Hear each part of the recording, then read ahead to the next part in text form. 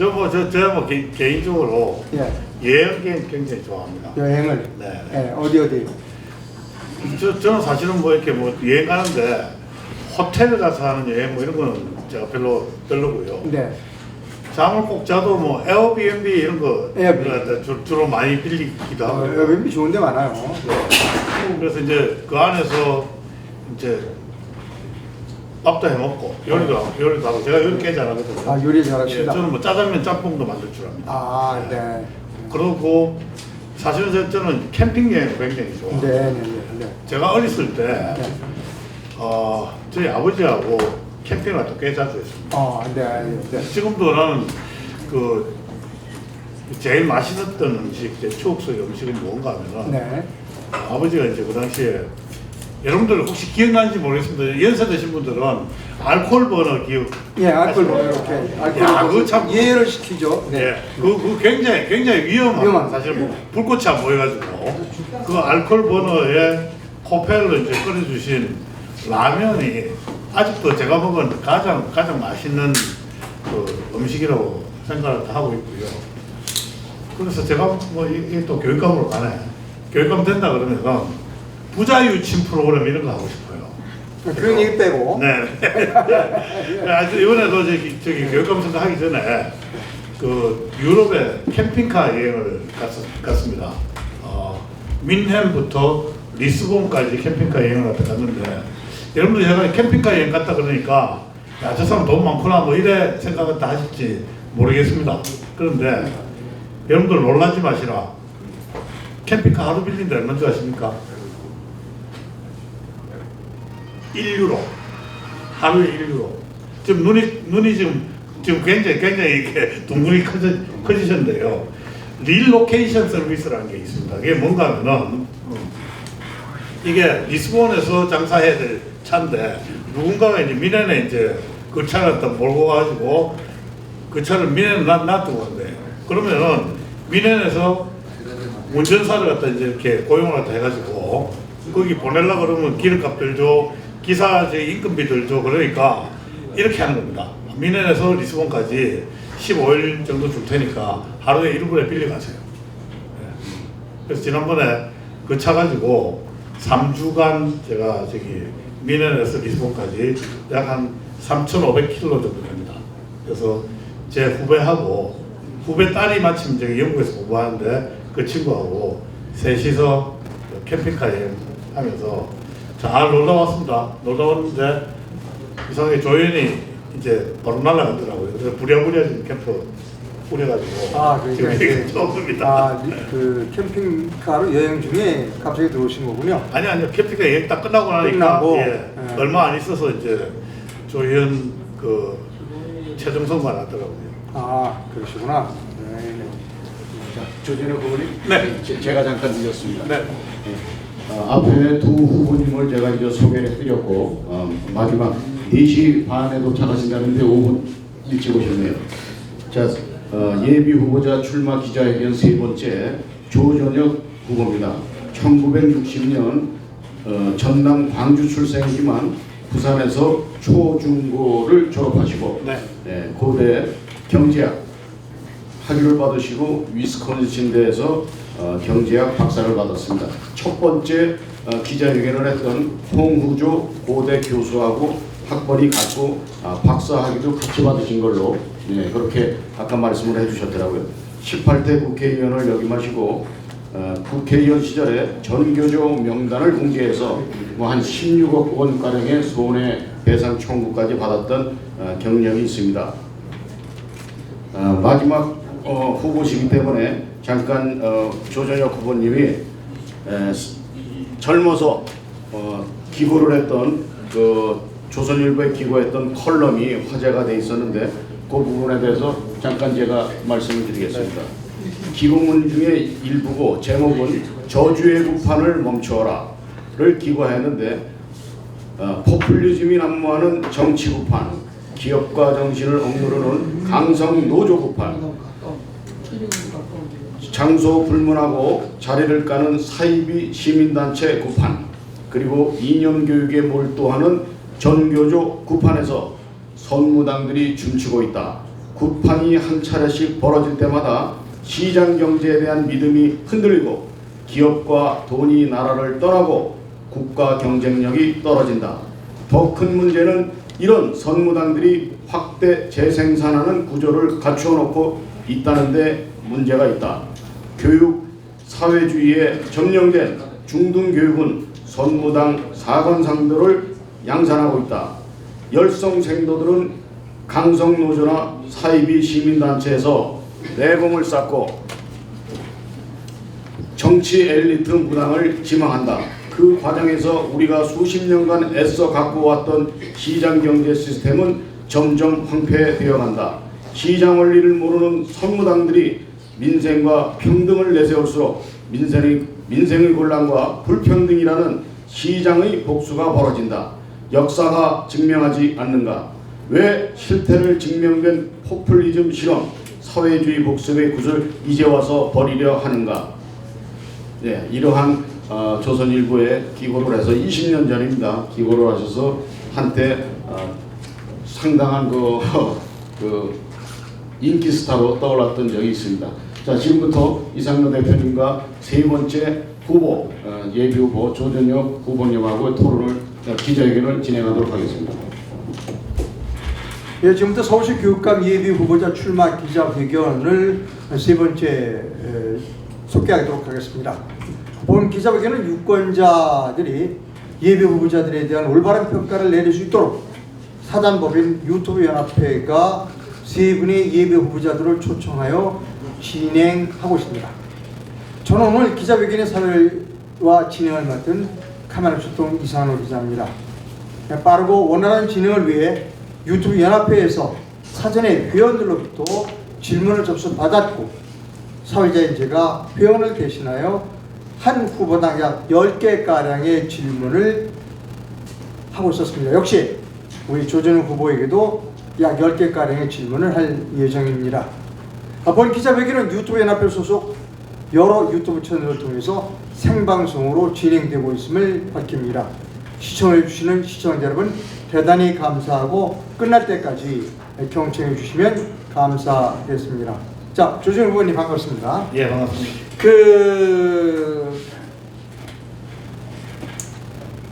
조부님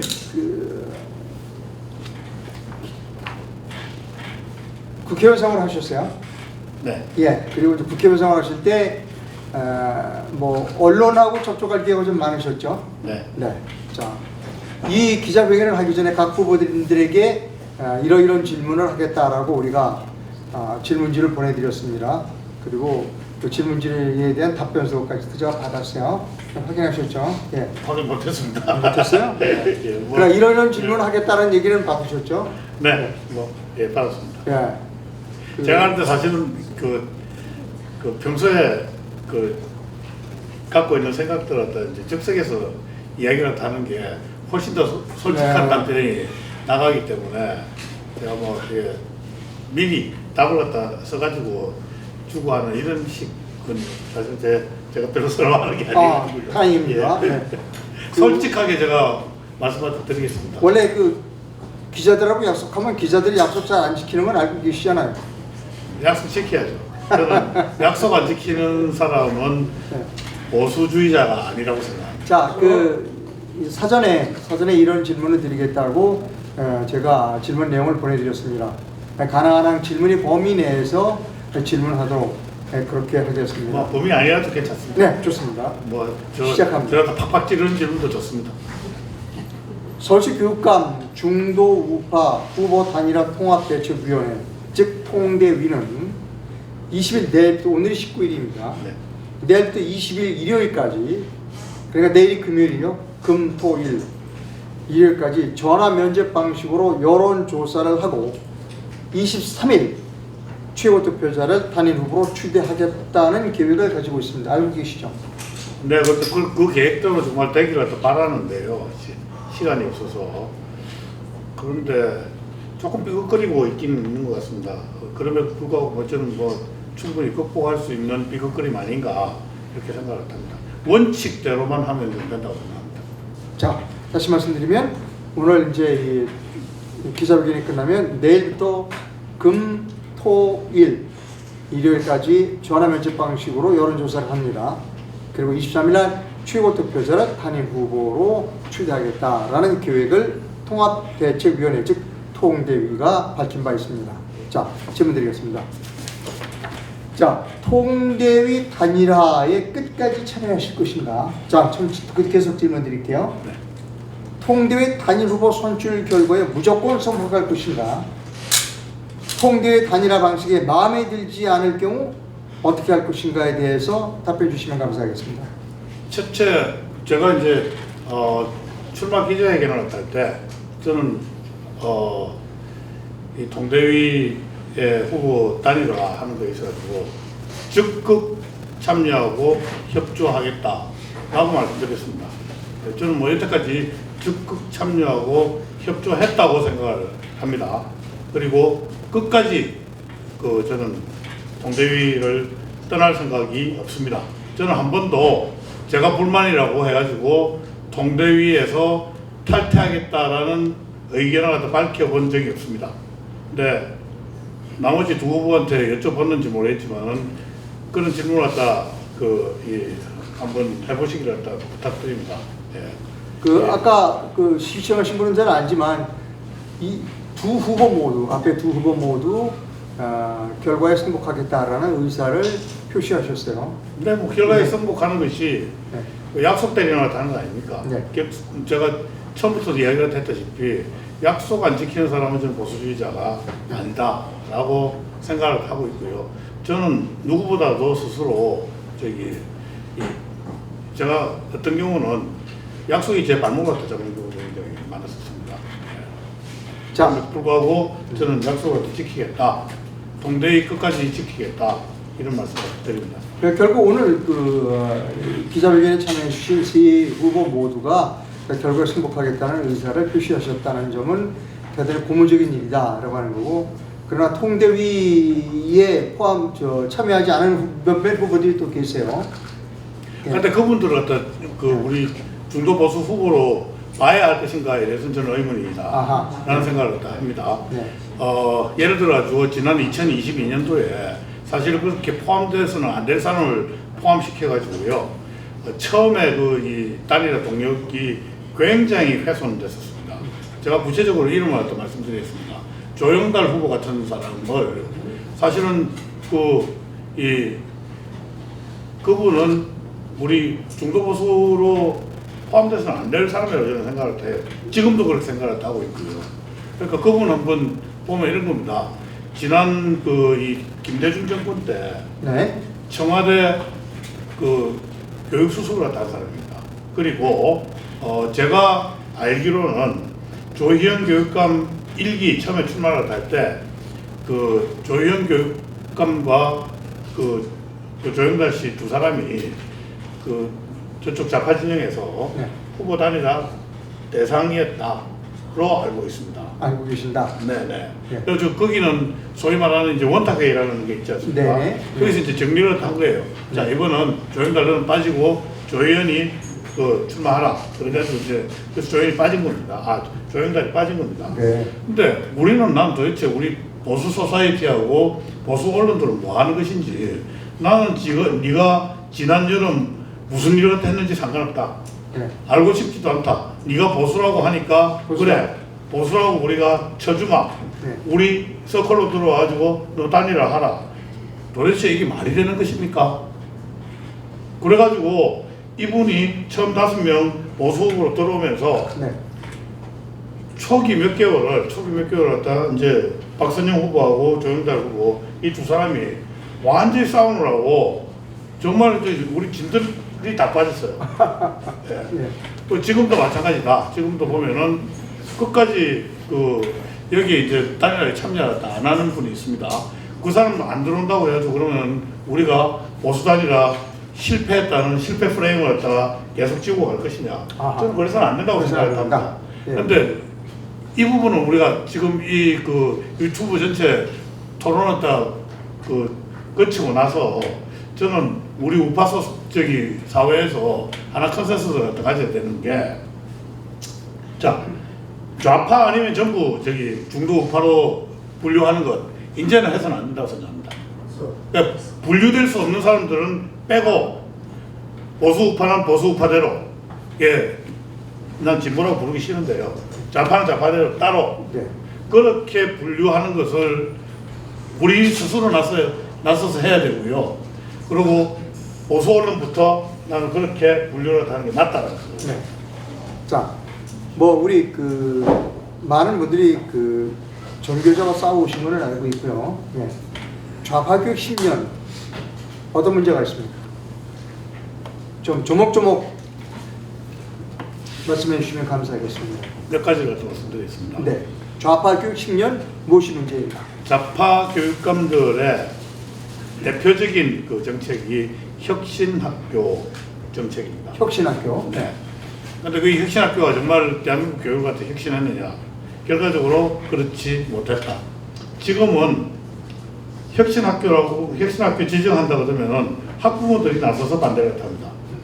저 혁신학교는 아이들 공부 안 가르치는 학교, 그리고 아이들 공부 안 하는 학교, 쓸데없는 일 많이 하는 학교, 이걸로 이제 학부모들 인상이 바꾸어 있습니다. 아하. 예, 그래서 어떤 경우에는 혁신학교 지정을 한다 그러면은 학부모들이 그 앞에다 건조 화환을 쫙 갖다 붙입니다. 예, 그거 보시는 분들 많죠? 예.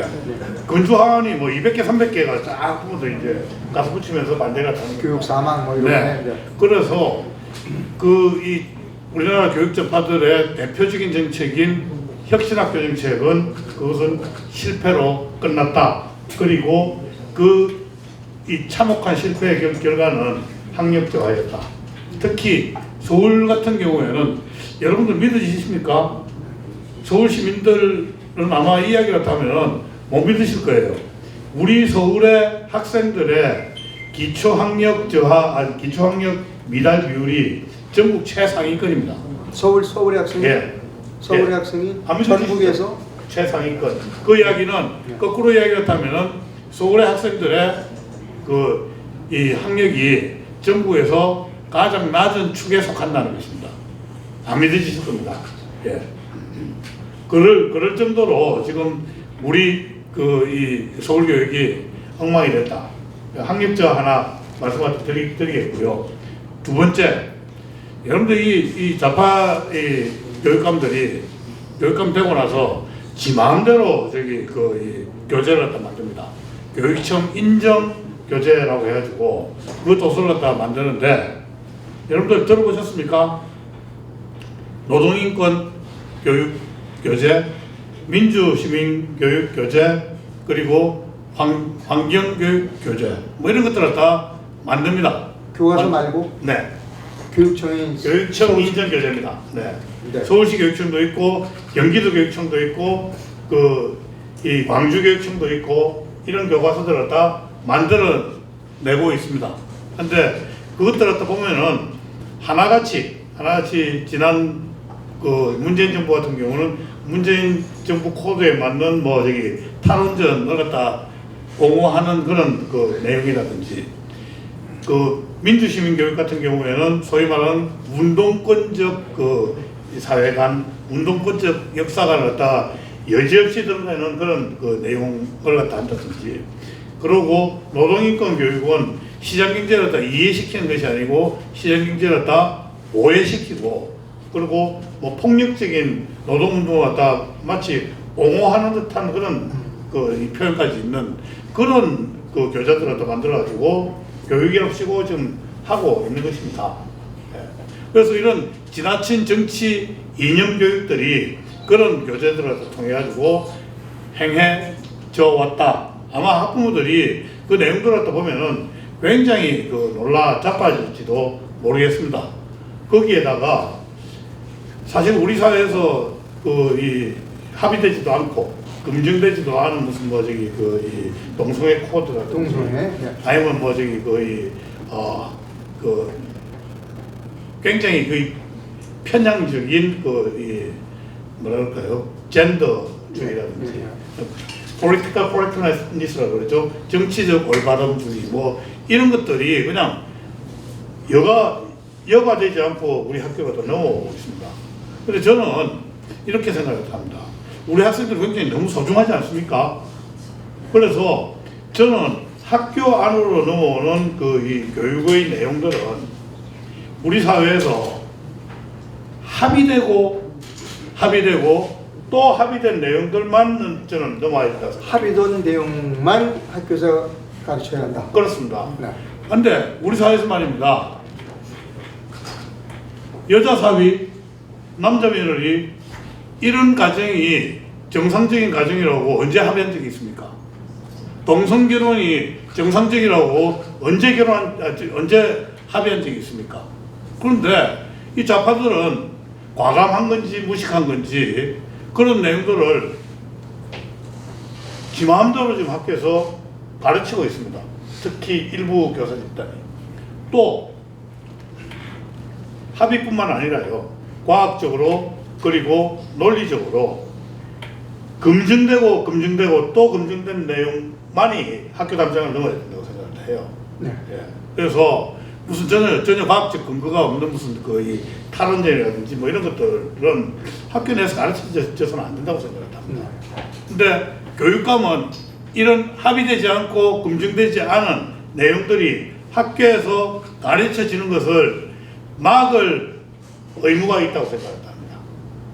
수단이 있어요? 예? 수단이- 교육감은 할 수 있습니다. 교육감만 할 수 있다. 네, 그건 할 수 있습니다.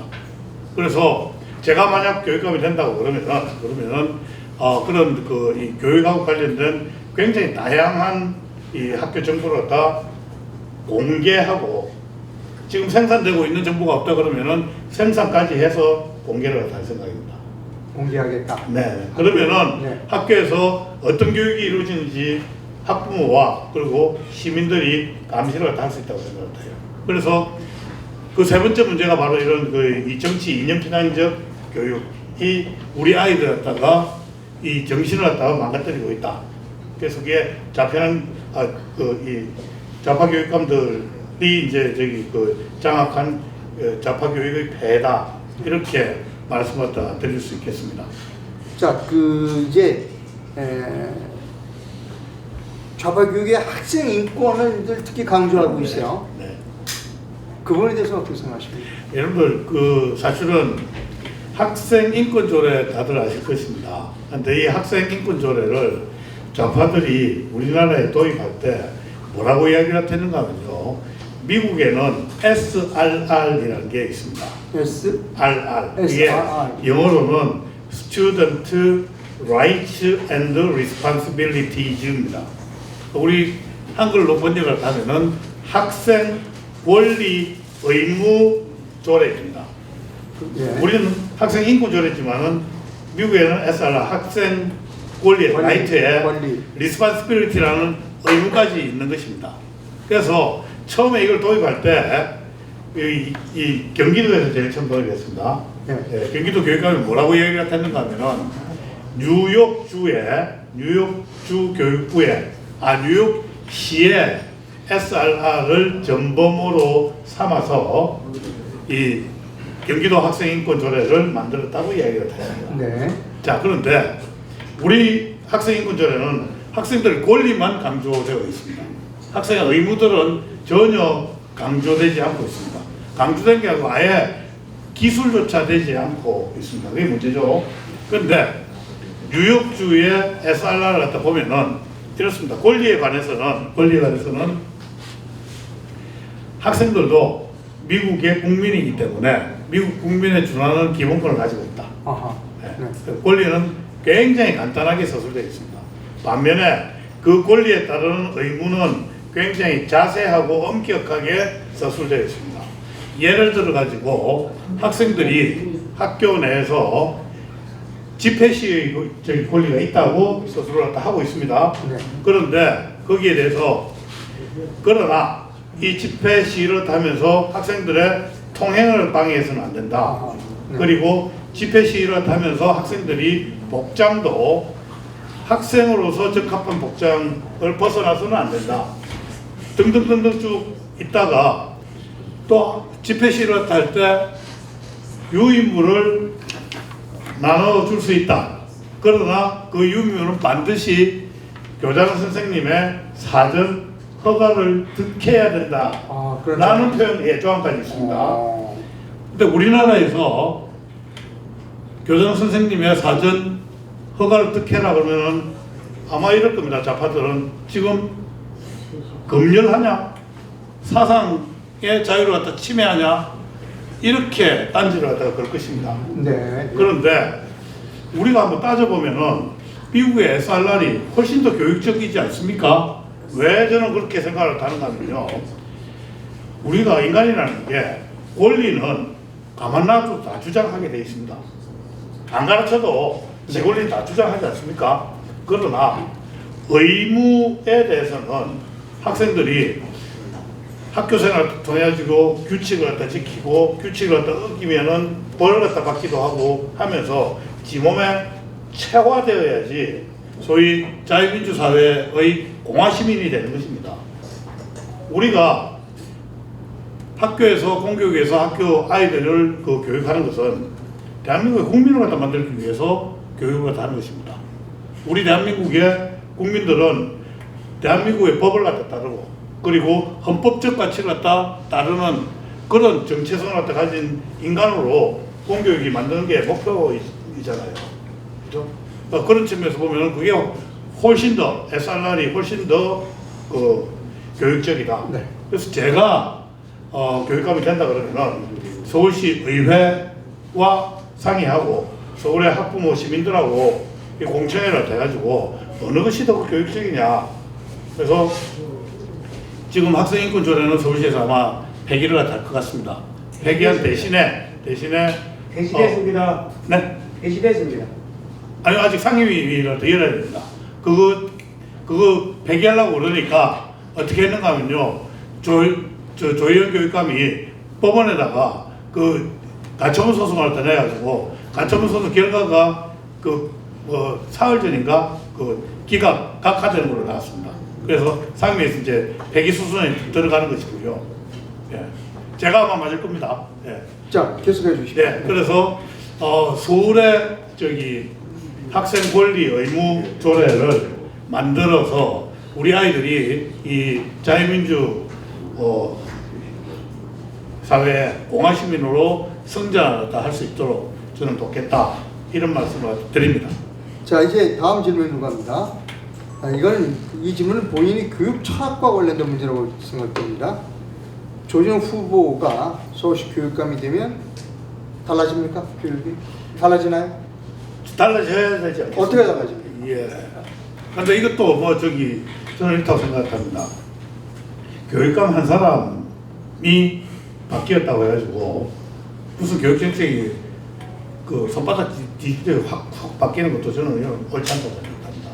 그래서 이것 역시 저는 콘센서스가 있어야 된다고 생각하는데 저는 제가 갖고 있는 교육관이 많은 국민들, 시민들의 그리고 또 학부모들의 콘센서스를 갖다 얻을 수 있다고 생각하고요. 그게 뭔가 하면 저는 체인지 교육입니다. 저는 서울의 교육을 체인지 교육으로 체인지 하겠다는 말씀을 다 새 인지 교육? 네, 체인지입니다. 제가 다시 말씀드리겠습니다. 예. 지금 우리가 교육 그러면은 지덕체라고 얘기하지 않습니까? 지덕체. 예. 네, 네. 지덕체라고 얘기하는데 저는 우선순위가 잘못됐다고 생각해요. 지식 그리고 인성을 가르치는 덕 그리고 신체와 정신의 건강을 이야기했던 체 이 순서가 아니고 저는 순서가 거꾸로 되어야 된다고 생각해요. 튼튼한 정신과 몸, 체력, 체 그리고 그 위에 정말 따뜻한 인성이 쌓아지고 그 위에 지식이 쌓이는 게 바람직한 인간 아니겠습니까? 그래서 누구나 제가 이렇게 얘기를 하면은 당신 그 우선순위 잘못됐다고 하는 사람 저는 못 봤습니다. 그렇게 컨센서스가 있다 그러면은 우리 교육의 이 주안점도 그렇게 저는 바뀌어야 된다고 생각합니다. 저는 이거 우리 서울 시민들 많은 시간 안에 컨센서스 동의를 얻어낼 자신이 있습니다. 그래서 그 동의와 컨센서스 바탕으로 강력한 개혁을 하겠다. 제 철학은 그것이다. 이런 말씀을 드립니다. 예. 자, 이제 학교에서 실력이라고 그러죠. 학력이 이제 가장 중요하게 여기는데 그 후보자께서 생각하는 학력을 향상시키는 방안이 무엇인가? 아까 말씀할 때 그 서울시가 가장 학력이 떨어진다고 말씀하셨고 또 이 학력 얘기를 하면 이런 세력이 있습니다. 서열화하자는 거냐? 네. 또 학업 부담 이런 얘기가 나와요. 부모들이 이제 부담에 따른다. 말씀 좀 주시죠. 이 부분에 대해서. 학업 부담 관련해 가지고는 뭐 저는 이렇게 생각합니다. 그 공부가 좋아서 하게 해야죠. 공부의 즐거움을 아이들이 가지게 되면은 그게 부담이 아니라고 생각을 합니다. 그래서 공부가 이게 그 고통이다 이렇게 만드는 경우는 저는 잘못됐다고 생각을 하고요. 공부가 재미있는 것 그리고 또 우리가 마치 농부들이 씨를 갖다 뿌리고 열심히 일을 하면 그 이게 좋은 수확이 나오듯이 그 이 실력도 마찬가지로 내가 열심히 하면은 내 실력이 올라가구나 하는 것 같다 확인하는 과정은 저는 굉장히 교육적이라고 생각을 합니다. 자, 그런데 그렇게 실력을 갖다 확인하는 게 뭡니까? 바로 이제 시험이잖아요. 그런데 이 좌파 교육감들은 시험을 죄악시하고 있습니다. 그래서 좌파 교육감이 있는 그 이 교육청에서는 아이들 시험을 하다 치지 않습니다. 그러다 보니까 어떤 일이 벌어지는가 하면 정말 어이없는 일이 벌어지고 있습니다. 뭔가 하면은 학교에서 우리 아이들 실력 측정이 안 되니까 돈 주고 학원 가가지고 레벨 테스트를 갖다 봤습니다. 여기 계시는 분 중에 혹시 저기 학부모 계십니까? 아니면은 손주가 학교 다니는 학생들 있나요? 물어보세요. 학교에서 시험 안 치고 학원에 가가지고 돈 주고 레벨 테스트 봤습니다. 이거 말 됩니까? 말 안 되는 얘기입니다, 이거. 예. 학교에서 측정을 해줘야 되는 것입니다. 자, 한번 보십시다. 그러면은 돈 없는 학부모는 어떡합니까? 지 자식 실력이 어떻게 되는지 모르는 거예요. 뭐가 측정을 갖다 해야지 평가가 가능하고 평가가 가능해야지 개선이 되지 않겠습니까? 그 프로세스가 평가 안 하고 측정 안 하면은 없어지는 것입니다. 그렇기 때문에 지금 보면은 좌파들이 정말 위선적이에요. 얼마나 위선적인가 하면은 이게 입만 열면은 이게 가난한 집 아이들 갖다 위에서 정책을 갖다 해야 된다. 뭐 이런 이야기를 다 하지 않습니까?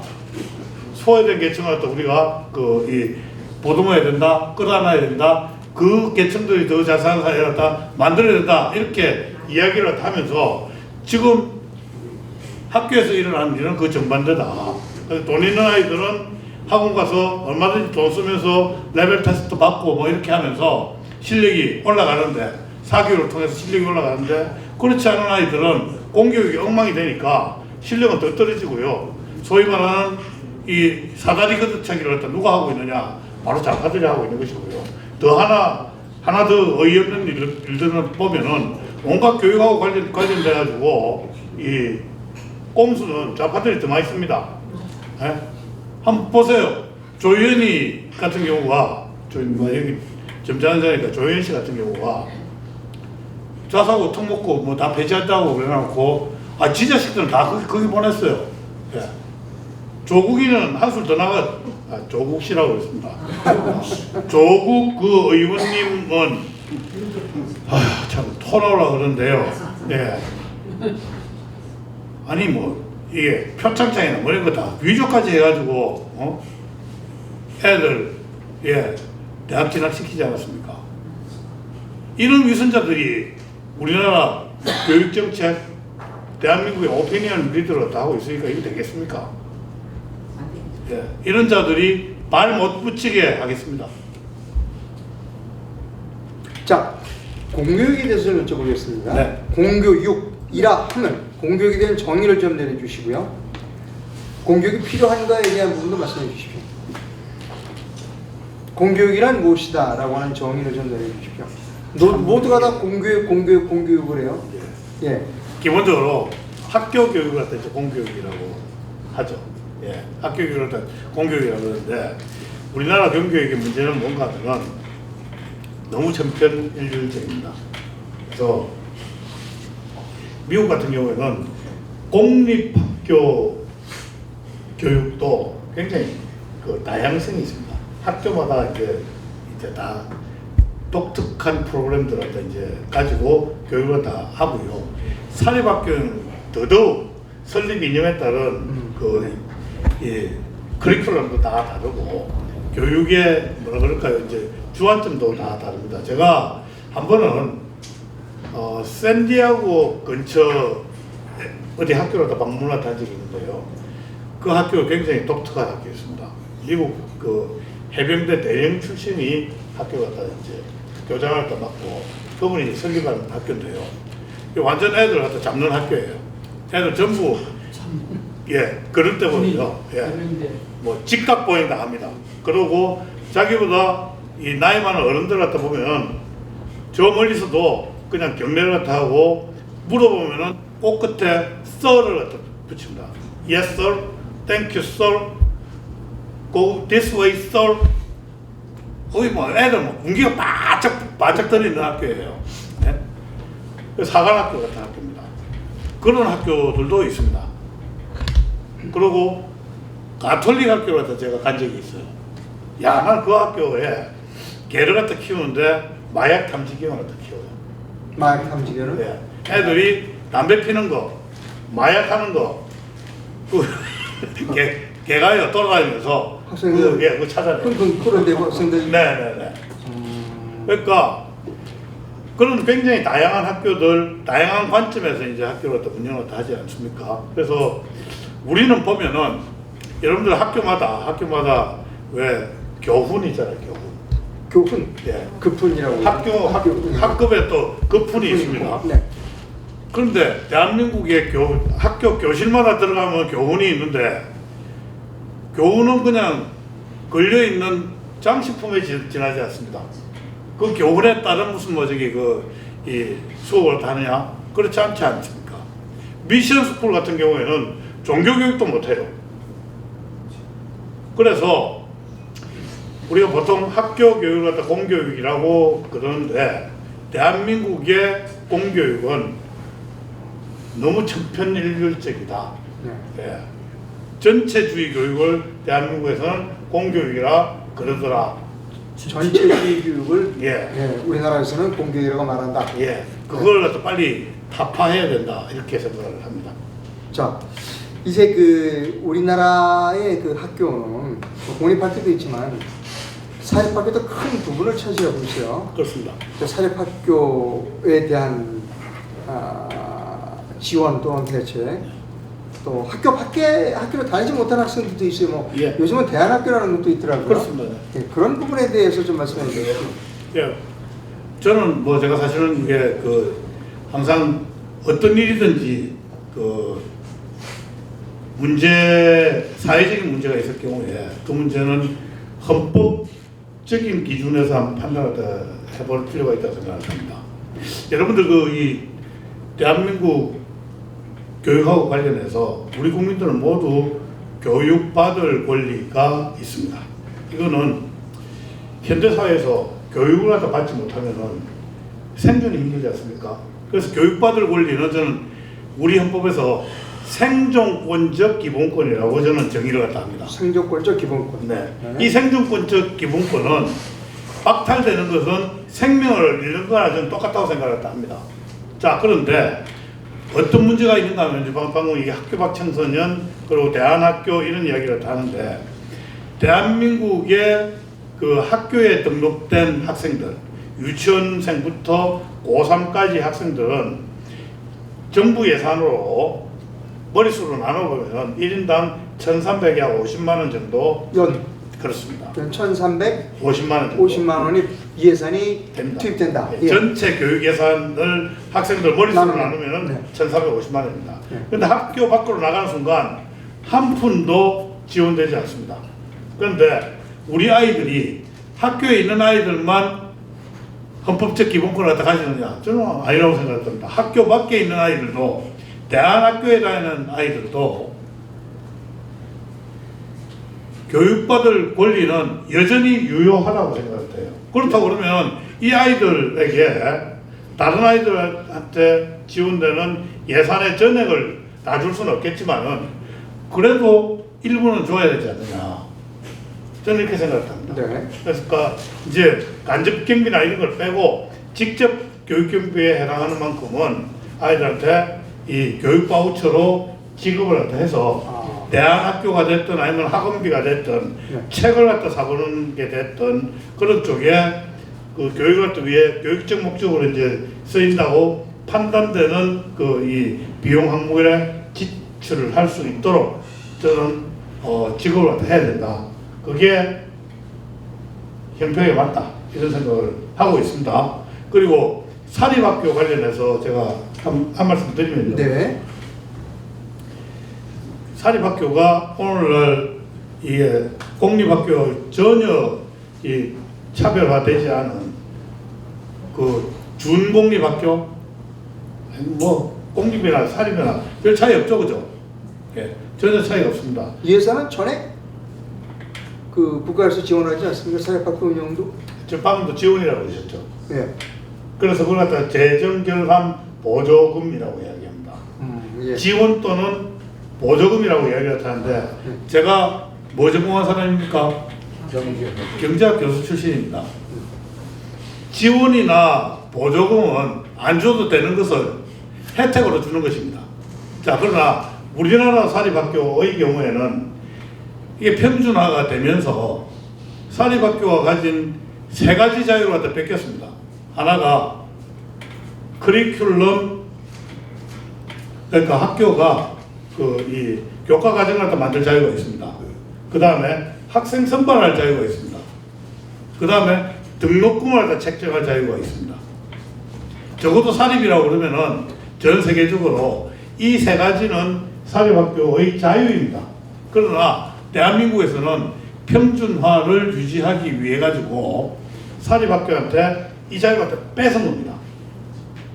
그 대신에 등록금을 국민 세금으로 받아가지고 이제 사립학교에 주는 것이죠. 자, 이것을 지원이라고 할 수가 있습니까? 자, 국가가 필요해서 여러분들한테 팔다리 손발을 다 묶었습니다. 그러면서 국가가 자 손발을 묶은 대신에 내 돈 줄게 하는 거 이걸 갖다 여러분들이 지원이라고 생각을 다 하실 수 있나요? 이거는 배상의 개념이라고 저는 생각해요. 네.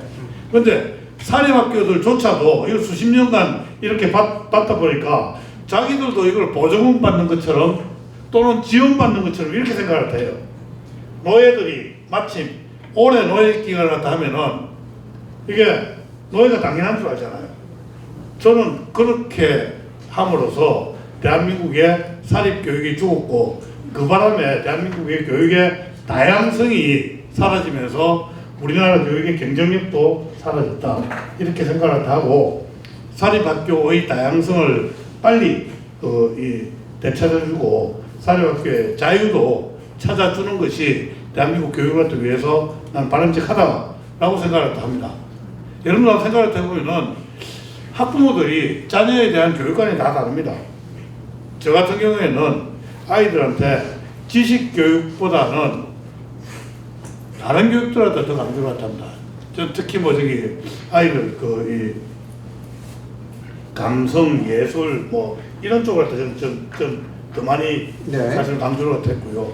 어떤 부분들은 또 뭐 인성 교육 강조하는 사람들도 있을 것이고 어떤 학부모들은 뭐 이게 아이들 체력을 갖다 좀 관심 많은 사람들도 있을 것이고 어떤 사람들은 정말 자기 아이들 갖다 초엘리트로 또 키워보고 싶은 사람들도 있을 것이고 그런 그 수요가 다양하지 않습니까? 이게 다양한 수요에 맞는 다양한 학교가 좀 있어야 된다 생각한다. 그리고 그걸 갖다 하는데 가장 지름길이 사립학교가 다 활성화하는 것이다. 저는 이렇게 생각을 하고요. 바로 그것 때문에 사실 아까 우리 이상로 기자님 말씀하셨다시피 대안학교 있지 않습니까? 네. 요즘 대안학교가 정말 많이 만들어지고 있습니다. 그래서 대안학교는 정부 규제를 갖다 피해갈 수 있거든요. 정말 다양한 학부모들의 다양한 교육 수요를 대안학교들이 지금 맞춰가고 있지 않습니까? 그런데 왜 이게 대안학교가 그걸 갖다 맞춰가야 되냐 이겁니다. 왜 사립학교를 놔두고 대안학교 같은 학교가 만들어져 가지고 해야 되느냐? 제도권 밖에서 왜 해야 되느냐?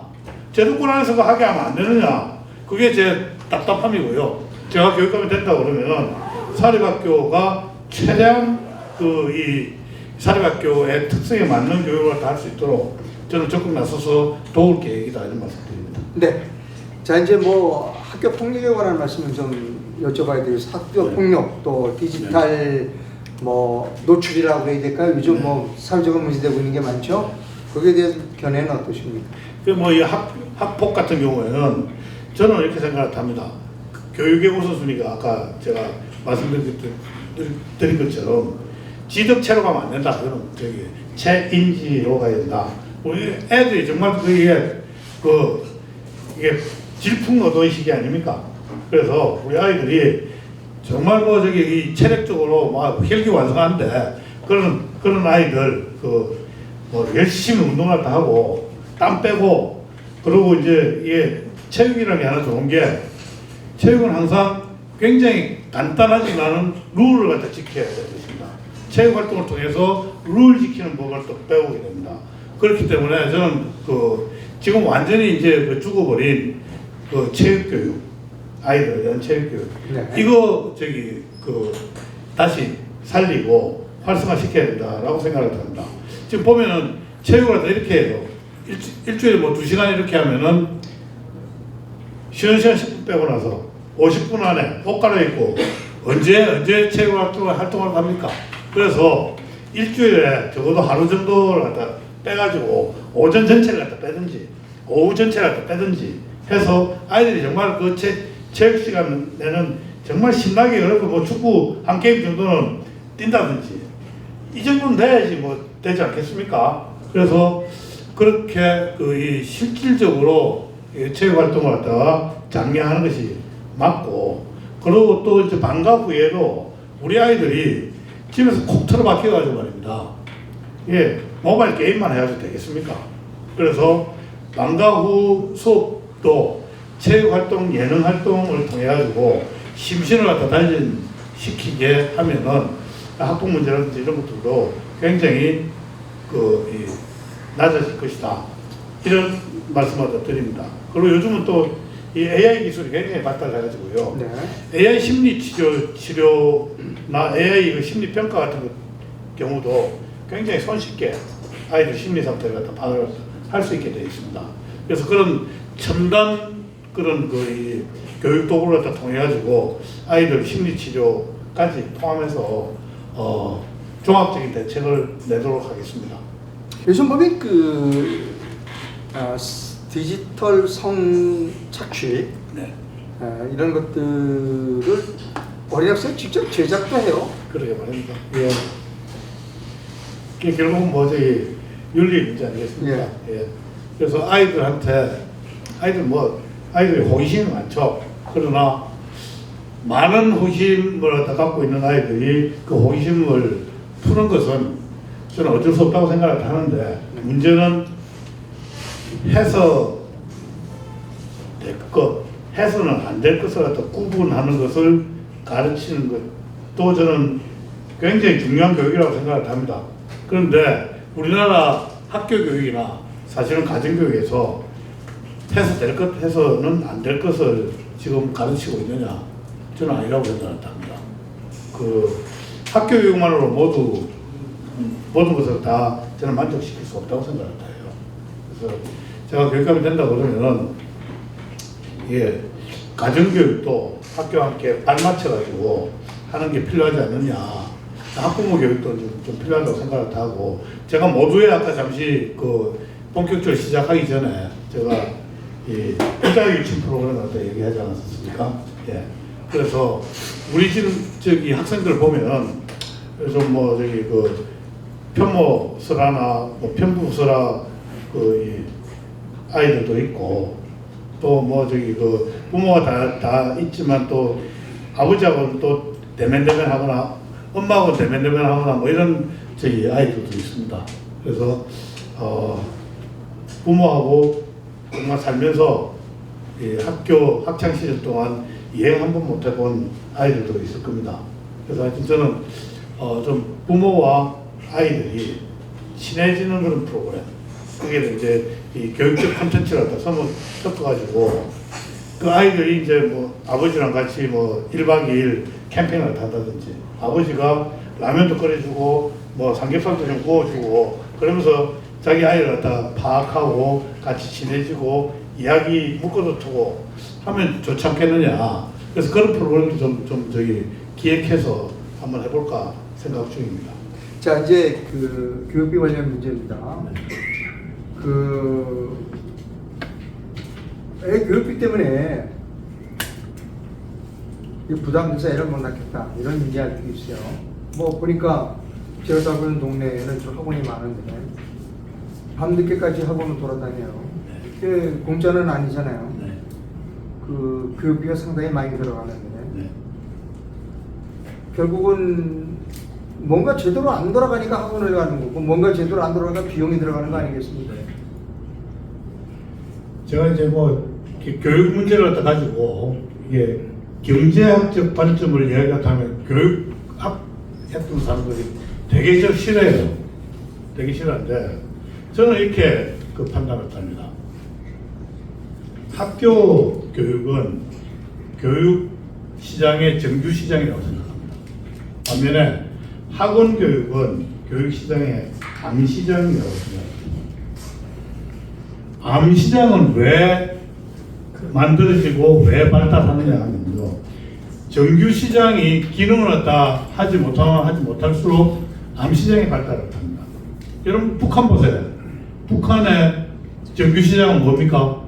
배급 시장입니다. 그런데 배급 시장은 제대로 자원 배분 기능을 또 못하지 않습니까? 그러다 보니까 장마당이라는 암 시장이 발달했다 하는 것입니다. 그거는 자연의 법칙이고 사회의 법칙이고 역사의 법칙입니다. 우리나라에서도 정규 교육 시장인 학교 교육이 제대로 기능하지 못하기 때문에 암 시장인 사교육이 이제 발달이라기보다는 흥하게 된 것이죠. 근데 암 시장의 기본 법칙이 있습니다. 여기에서 승자는 누군가 하면은 돈 있는 자, 백 있는 자, 힘 있는 자가 암 시장에서는 항상 승리자가 됩니다. 돈 없고 백 없고 가난한 아이들은 이 암 시장에서 제대로 혜택을 못 보는 게 너무 당연하지 않습니까? 자, 그러면은 이 암 시장 왜 생겼다고 그랬죠? 정규 시장이 안 되니까 생긴 겁니다. 근데 여태까지 대한민국 교육 정책을 갖다 이제 이야기를 하면은 타겟팅을 학교 교육 이거 잡는데 쓰는 게 아니고요. 암 시장 때려잡으려고 합니다. 북한에서도 장마당 때려잡으려고 하다가 어떻게 됐습니까? 몇백만이 굶어 죽었어요. 예? 암 시장 잡겠다고 나서는 정부는 그거는 정말 미친 정부입니다. 잡아야 되는 것은 무엇이냐? 바로 정규 시장인 학교 시장입니다. 그래서 학교 교육을 질을 갖다 높이면은 암 시장은 자연스럽게 사라진다. 물론 완전히 사라지지는 않을 겁니다. 왜 그런가 하면은 인간의 욕망은 무한하기 때문입니다. 그래서 우리 그 정책적으로 보면은 학부모나 학생들의 욕망이 무한하다는 걸 갖다 인정을 갖다 하고 정책을 갖다 해야지 무조건 그걸 갖다 억누를 수 있다라고 생각을 하면은 그런 정책은 전 다 실패한다고 생각합니다. 그래서 학교 교육부터 바로 잡아야 된다. 그 방법은 뭐냐? 학교를 경쟁시켜야 된다고 생각합니다. 경쟁시켜야 한다. 네. 지금까지는 경쟁의 양상이 뭐였는가 하면 학부모하고 학생만 경쟁시켰어요. 학교들은 경쟁 안 했습니다. 학교를 경쟁시키면은 학교 교육의 경쟁력이 올라갑니다. 이거는 역사의 법칙입니다. 경쟁력은 어디에서 생겨나느냐? 경쟁에서 생겨나는 겁니다. 학생들끼리 피터지게 경쟁하는 거, 학부모들이 피터지게 경쟁하는 거, 이거 바람직하지 못한 경쟁입니다. 누가 경쟁해야 되느냐? 학교가 경쟁하고 교사들이 경쟁을 해야 됩니다. 저는 그런 구조를 만들어 보고 싶습니다. 네. 자, 이제 거의 종반으로 들어가는데요. 오늘 아침 동아일보 기사 내용 일부를 소개해드릴게요. 제목은 18조가 남아도는 초중급 교부금. 최성난 대학에 이걸 쓰면 어떠냐라고 하는 제아의 기사이고요. 주요 부분을 제가 읽어드립니다. 교육 기부금을 흥청망청 쓰는 기형적 운영이 계속되면서 교직원 출산 기원금으로 몇십에서 몇백만 원씩 주고 노트북이나 태블릿 PC를 나눠주는 등 최근 3년 동안 44억 원을 낭비한 것으로 감사원이 감사 결과를 발표했다. 자, 우리 조부께서 교육감해 주시면 교육 예산을 어떻게 사용하시겠습니까? 그거 뭐 너무 정답이 빤해가지고요. 국민한테 뭐 아껴 써야 되는데요. 저는 뭐 중요한 것은 우선순위에 따라서 저는 예산 집행을 더 해야 된다고 생각합니다. 우선 서울시 교육청에 들어가가지고 무슨 예산을 갖다 좀 살펴보는 게 우선 그런 생각이에요. 아마 여러분들 기억하실지 모르겠지만은 오세훈 시장께서 이제 보궐선거로 시장이 되셨지 않습니까? 박원순 시장 때 예산 낭비한 걸 갖다 이제 파악을 갖다 했습니다. 박원순 시장 약 10년 했나요? 10년 동안 조 단위 넘는 돈이 이상한 데로 다 샜다는 거 아닙니까? 네. 저희 이제 좌파 시민단체들 지원이라는 명목으로 뭐 흥청망청 이제 다 갔거든요. 그런 것들부터 우선 저는 제대로 살펴봐야 된다고 생각합니다. 교육감이 되는 순간 바로 하여튼 정말 정밀한 감사팀을 꾸려가지고요. 예산 낭비의 실태부터 조사를 하는 게 저는 필요하다고 생각합니다. 실태 파악부터 먼저 하시겠다. 네. 근데 실태 파악을 안 하고 그냥 뭐 거둥지둥하면 저는 안 되고요. 네. 이렇게 뭐 경험 없는 외과 의사가 뭐라 그럽니까? 메스라고 그러나요? 메스 막 사용을 하면은 그냥 피칠감만 하고 실제로 외과 수술이 안 되잖아요. 네. 네. 그래서 중요한 것은 실태 파악이 굉장히 중요하다. 네. 정밀한 회계팀, 감사팀을 통해가지고 전체 예산을 먼저 살펴볼 필요가 있다는 생각입니다. 남는다면 반납할 용의도 있으십니까? 반납할 걸 반납을 하고요. 네. 우선순위에 필요한데 좀 모자란 것도 있다 그러면 모자란 부분에 또 더 쓰는 것도 방법이라고 생각합니다. 자, 이제 마지막 질문입니다. 10번째 질문입니다. 뭐 여러 가지 지금 바쁘실 거예요. 뭐 캠프를 만드신다든가. 안 바쁩니다. 제가 우파 시민들 이렇게 유튜브를 통해서 만나는 것은 저로서는 굉장히 크다는 즐거움이고요. 제 생각을 특히 뭐 여러분들한테 이렇게 뭐 날것으로 보여드린 것은 저 역시 영광이라고 생각합니다. 잘 봐주십시오. 자, 오늘 질문에서 제가 질문인 것 중에 빠진 것이 있거나 네. 그러면 마지막으로 말씀해 주시고 시청자 여러분께, 국민 여러분께 드릴 말씀이 있다면 마지막으로 주시기 감사하겠습니다. 네. 여러분, 제가 사실은 울고 먹을 생각은 전혀 없습니다. 저저녁 그러면은 항상 정교조 명단 공개를 더 많이 생각하시는 것 같습니다. 그러면서 제가 이제 18대 국회의원 할 때 정교조 명단을 공개했습니다. 정교조 명단 공개를 할 때는 정말 이 국민들이 이 정교조에 대한 경각심을 다 아시라는 측면에서 정교조 명단을 다 공개를 했고요. 이 명단 공개하니까 이 사람들이 저한테 1인당 10만 원씩 손해배상을 청구했습니다. 여기서도 하나 정정해 드릴 게 있습니다. 사람들이 꼭 나보고 이제 물어요. 벌금 냈다고. 벌금 아닙니다. 벌금이면 제가 적하자고요. 이거는 민사소송 손해배상 청구했습니다. 그래서 1인당 10만 원씩 하는데 그 사람들 속된 말로 전문용어로 쪽수가 많지 않습니까? 그러니까 이게 16억 정도가 됐습니다. 제가 2년 동안 세비 한 푼 못 받고 그리고 이제 정교조한테 16억을 뜯겼습니다. 그러다 보니까 사람들이 저한테 그래요. 조정이 굉장히 불쌍하다. 정교조한테 고생했다 이렇게 이야기를 하는데 저는 그 싸움은 여기서 단언할 수 있지만 저는 이긴 싸움이라고 생각을 합니다. 왜 그런가 하면요. 제가 정교조 명단 공개하고 나서 1년 반 만에 제가 아는 제가 파악한 바로는 약 2만 명의 정교조 조합원들이 정교조를 탈퇴했습니다. 맞습니다. 정규조가 1인당 30만 원씩 조합비를 납부합니다. 1인당 40만 원씩 2만 명이면 돈이 얼마입니까? 60억입니다. 1년에. 10년이면 600억이고요. 15년이면 거의 1000억 가까이 됩니다. 그리고 그 이후에도 계속 이제 줄어들었죠. 물론 내가 그 정규조 명단 공개를 다 해가지고 정규조 숫자가 그렇게 다 줄어들었다고 제가 주장하는 것은 아닙니다만은 제가 16을 걔들한테 뺏기면서 걔들은 저한테 1000억 넘는 돈을 갖다가 저한테 피해를 갖다 입은 겁니다. 그 돈으로 우리 아이들 2년 교육하고 세뇌 교육을 갖다가 했을 겁니다. 제가 그만큼 막은 겁니다. 그 싸움 누가 이겼습니까? 저는 저 조전혁이 이겼다고 생각을 합니다. 그래서요, 이게 좀 우스운 소리지만은 병아리 때 쫓기면은 잠딱 때도 쫓긴다고 하는 말이 있습니다. 제가 교육감이 되면은 정규적으로 갖다 포함한 교육 좌파들이 그리고 교육청에 또아리를 쓸고 있는 그 좌파 세력들이 저한테 대항할 생각을 다 못할 것입니다. 싸움은 이긴 사람이 또 이길 수가 있습니다. 맞아요. 저는 이번 교육감은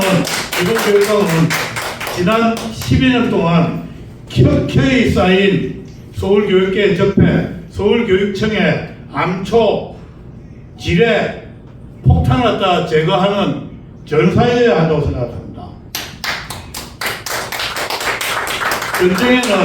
전쟁에는 장수가 필요합니다. 그 장수 바로 저 조전혁입니다. 여러분들 저를 지지해 주십시오. 이상입니다. 자, 오늘 기자회견에 참석해 주신 홍홍조, 안양욱, 조준혁 세 분이 예배분께 감사드립니다. 그리고 무엇보다도 오늘 방송을 끝까지 시청해 주신 시청자 여러분께 더욱더 큰 감사를 드립니다. 독립 어린이들이 모인 사단법인 유튜브연합회가 주최하고 주관한 서울시 교육감 예비 후보자 출마 기자회견 방송을 모두 마칩니다. 감사합니다. 네, 우리 3시간 반 동안